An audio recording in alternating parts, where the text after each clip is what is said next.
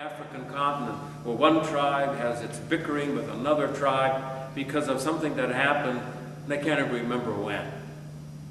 But they're still out there to get one another because of it.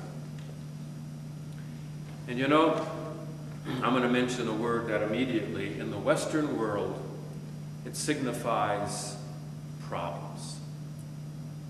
Northern Ireland, isn't that too bad?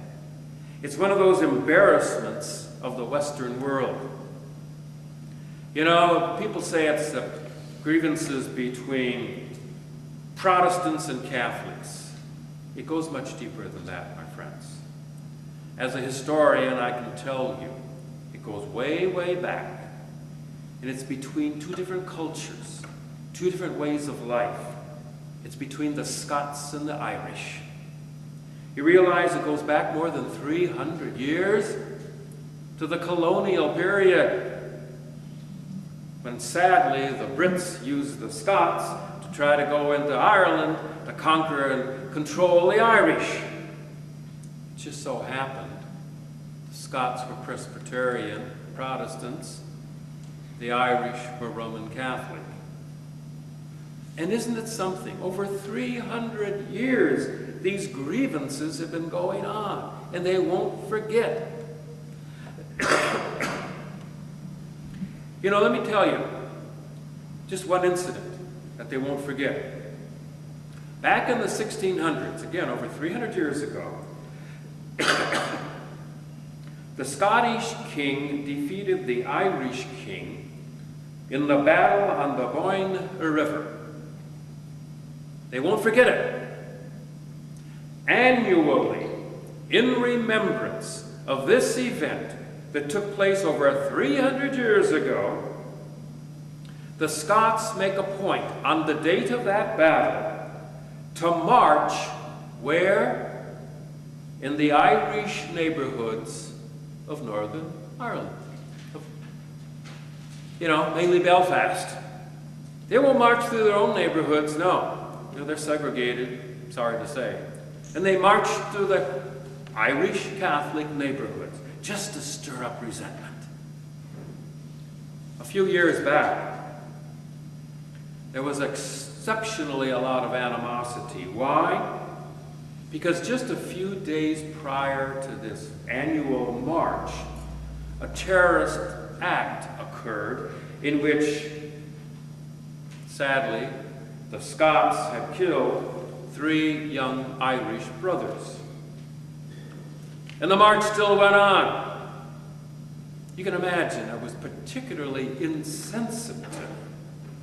Mourners lined the streets, and they were as calm as they could possibly be under the circumstances, but many of them had signs. And you know what the signs read? Shame. Shame. That's what it was, wasn't it? It was shameful. There are some things that need to be forgotten.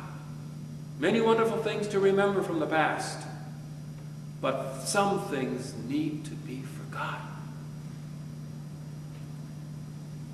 But you know, it's also true on an individual level, isn't it? How many persons live in misery because they can't let go of some hurtful memories from the past? That's something to think about, isn't it? How many relationships would be improved if one partner or the other could just forget? And then, of course, try to forgive. But forget. The past is past. Yes, there are things that need to be remembered, and we cherish those wonderful positive memories. But there are also things that need to be forgotten, wiped out. They're the past. That brings us to the third point this morning, and that's this. The altar of God. Read Deuteronomy.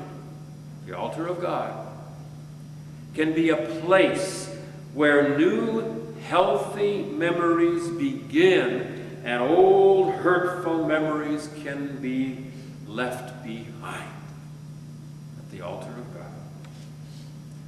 And that, my friends, is the good news for the day.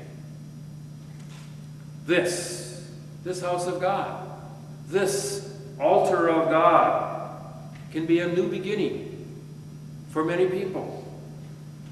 Even though we hold on to some memories that are precious and even sacred, we can also let go of hurtful memories so that we can move into the future.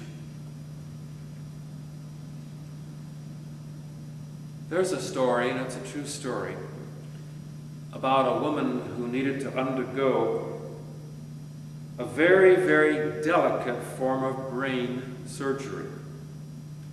And she was told by her physicians that she could lose either her memory or her eyesight in this surgery. It all depended upon which side of the brain tissue they would enter into her brain. The woman very wisely said, "Let me think about it overnight." In other words, she was going to think about it and pray about it. The next day she came to see her doctors, and this is what she said: "If I were to need to lose either my memory or my eyesight, I would prefer to lose my memory." The doctors asked, how did she arrive at that? And this is what she said. Of course, it's not an easy decision, something like this, is it? But this is what she said: "I'd rather see where I'm going than remember where I've been." I guess if you had the choice, neither are good. But I'd rather see where I'm going than remember where I've been. And like the doctor said to her, a rather wise decision. Because where we're going is in many ways more important than where we've been. It's tragic to lose some of those wonderful memories. But where we're going is even more important, isn't it? There are probably some persons here, and again, I don't know, who need a healing of memories. Maybe there are some past hurts. If so, we need to turn them over to God. The altar of God. The altar of God is the place we go to do that. Yes, it's a place for remembering all that God has done on our behalf, but also a place to remember that the past is past. The gospel. You know what the good news is all about. It's about new beginnings, isn't it?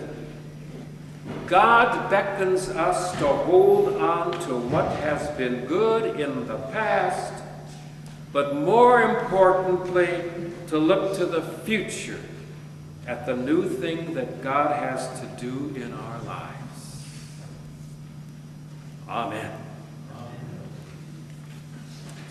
Let us now turn to the hymn of the day as we have it there in our order of service, and you may stand if you are able.